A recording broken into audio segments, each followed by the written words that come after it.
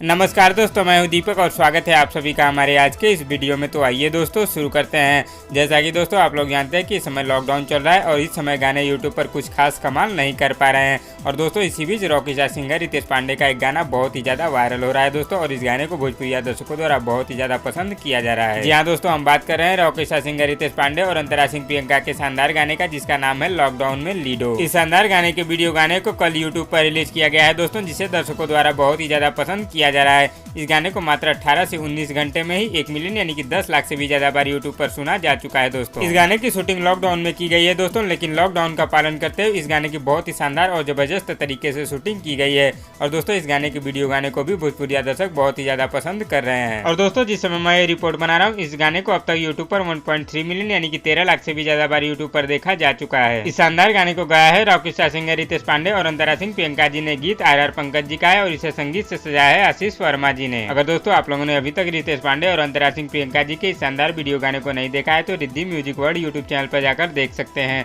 और दोस्तों अगर आप लोगों ने इस गाने को देख लिया है तो हमें नीचे कमेंट बॉक्स में जरूर बताइएगा कि ये गाना आप लोगों को कैसा लगा। तो दोस्तों इस वीडियो में बस इतना ही। और दोस्तों आप लोगों को ये वीडियो कैसी लगी नीचे कमेंट बॉक्स में हमें जरूर बताइएगा। और वीडियो पसंद आए तो लाइक करिए और इसी तरह की चटपटी खबरों की डेली अपडेट के लिए हमारे यूट्यूब चैनल को भी सब्सक्राइब कर लीजिए। धन्यवाद दोस्तों।